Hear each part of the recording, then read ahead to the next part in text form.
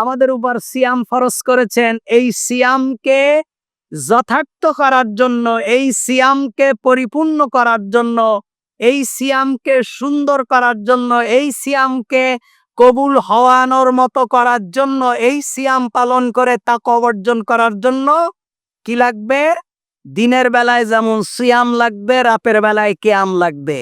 তাহলে কিয়াম করতে গেলে কি লাগে? কোরআন লাগে। বলেন কি লাগে? তাহলে এই সিয়াম পরিপূর্ণ হবে না যদি কোরআন না থাকে। এজন্য সিয়াম পালন করার জন্য আল্লাহ তাআলা সিয়াম ফরজ করেছেন। এই সিয়াম কেন হবে? সিয়ামের ফরজ কি? কি করলে সিয়াম ভেঙে যাবে? কি করলে সিয়াম ভাঙবে না? কি করলে সিয়ামের কাফারা হবে? কি করলে সিয়ামের কাজা দিতে হবে? এই সিয়াম সংক্রান্ত যত মাসাইল আছে, সিয়ামকে সুন্দর করার জন্য, কিয়ামকে সুন্দর করার জন্য যতটুকু তেলাওয়াত দরকার এগুলো অর্জন করা হলো ফরজ। শুধু উপোস থাকার নাম সিয়াম নয়। আল্লাহ তাআলা যাকাত ফরজ করেছে।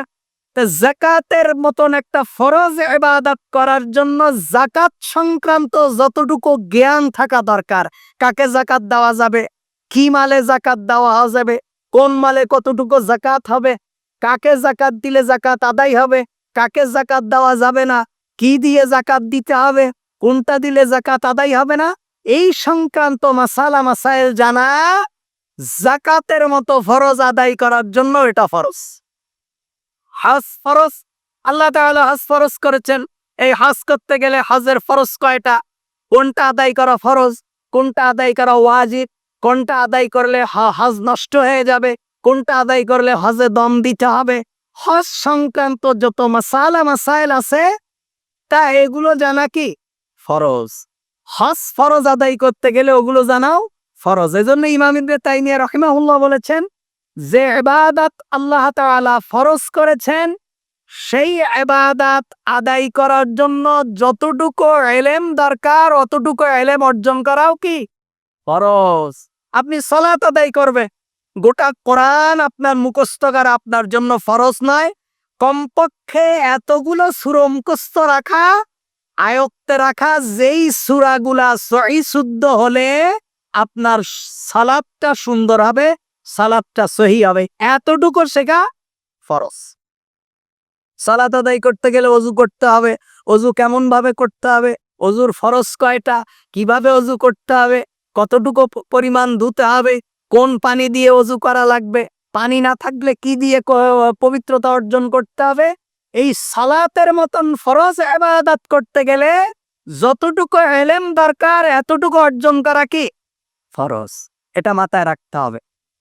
এজন্য আল্লাহ তাআলা বলছেন ফাআলাম আন্নাহু লা ইলাহা ইল্লাল্লাহ। আল্লাহ বলছেন জেনে নাও আল্লাহ ছাড়া আর কোনো কি নেই, ইলাহ নেই। আগে আল্লাহ তাআলা বলছেন ফাআলাম, জেনে নাও, জ্ঞান অর্জন করো। এজন্যই ঈমানের আগে জ্ঞান। বলেন ঈমানের আগে কি? জ্ঞান। জিবরিল আমিন মুহাম্মদুর রাসূলুল্লাহ সাল্লাল্লাহু আলাইহি ওয়াসাল্লামের কাছে গারে হিরার ভিতরে এসে এ কথা বলেননি, ইয়া মুহাম্মদ কুল লা ইলাহা ইল্লাল্লাহ, হে মুহাম্মদ লা ইলাহা ইল্লাল্লাহ পড়ো। আগে কি সেটা বলেছেন? আগে কি বলেছেন? ইকরা বিসমি রাব্বিকাল্লাযী খালাক। আপনি পড়েন, আপনি পড়েন। আল্লাহ তাআলা পড়তে বলেছেন, শিখতে বলেছেন। এজন্য আগে শেখা। আগে কি শেখা। কোন মুরব্বি কি বলল, কোন পীর সাহেব কি বলল, কোন হুজুর কি বলল, কোন ইমাম কি বলল, কতদিন করে আসছি, বাপ দাদারা করেছে, এক যদি না করেন তাহলে মনে করেন করতে পারেননি, কি আমার ভুল হয়ে গেছে, তাহলে বাড়ি যদি 4টা পড়ে, ফেরেশতাদের বাড়ি যদি 4টা পড়ে, যদি বলেন যে অমুক হুজুর বলেছে, তমুক হুজুর বলেছে, অমুকে করেছে, বাপ দাদার করেছে, তাহলে ডবল হবে। মায়ের কত হবে? ডবল।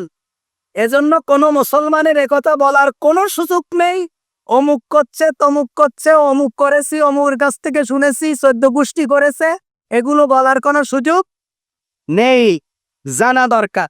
আল্লাহ তাআলা বলছেন কুল হাল ইয়াস্তাউিল্লাযীনা ইয়ালামুনা ওয়াল্লাযীনা লা ইয়ালামুন। হে নবী আপনি বলেন যারা জানে আর যারা জানে না, যারা জ্ঞানী আর যারা মূর্খ তারা সমান?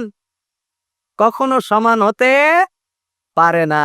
দুই ব্যক্তির নামাজ, এই মসজিদে এখন নামাজ পড়বে শত শত মুসল্লি, শত শত মুসল্লি এক ইমানের পিছনে নামাজ পড়বে, সওয়াব কি সমান হবে? সমান হবে না। কার খুলুসিয়াত কেমন? অনেকে আছে রুকুর তাসবিহটা জানে না, অনেকে আছে সিজদার তাসবিহ জানে না, অনেকে আছে দোয়ায়ে মাসুরা জানে না, অনেকে আছে দুরূদ শরীফ জানে না, অনেকে আছে শুধু ইমামের সামনে আল্লাহু আকবার বলে আর রুকু সিজদা করে, অনেকে আছে এগুলো সব জানে, অনেকে আছে হয়তো ওযু করেছে ওযু হয়নি। এজন্য আমল আমলের সওয়াব সমান হবে না, আমলের সওয়াব হবে এক একজনের এক এক রকম। একই আমল কিন্তু এর সওয়াব বিভিন্ন জনের বিভিন্ন রকম হবে, তার নিয়াতের উপরে, তার খুলুসিয়াতের উপরে, তার জ্ঞানের উপরে, তার আমলের উপরে, তার কর্মের উপরে আল্লাহ তাআলা তাকে সওয়াব দেবে। এজন্য আল্লাহ তাআলা বলছেন ফাসআলু আহলার যিকরি ইন কুনতুম লা তা'লামুন। যারা জানে না, যারা জানে তাদের কাছ থেকে জেনে নাও, তোমরা যারা জানো না। তোমরা যারা জানো না, যারা জানে তাদের কাছ থেকে জেনে নাও। এজন্য মাসআলা মাসাইল জানার ক্ষেত্রে কোনো লজ্জা নেই। মাসালা মাসাইল জানার ক্ষেত্রে কোনো লজ্জা নেই। কারণ আপনি একটা মাসালা চিন্তা করবেন, মসজিদের হুজুরের কাছে জিজ্ঞেস করব, আমার তো লজ্জা লাগে। এই লজ্জার কারণে আপনি একটি মাসালা জিজ্ঞেস করলেন না, এই একটা মাসালা না জানার কারণে আপনি জাহান্নামী হয়ে গেলেন। আপনার সারা জীবনের সালাত শেষ হয়ে গেছে, আপনার গোসল শেষ হয়ে গেছে, আপনার ওযু শেষ হয়ে গেছে, আপনার পবিত্রতা নেই, আপনি নাপাক, আপনার খাওয়াটা অপবিত্র হয়ে গেছে। এজন্য জেনে নেওয়া, এজন্য কি করা? জেনে নেওয়া।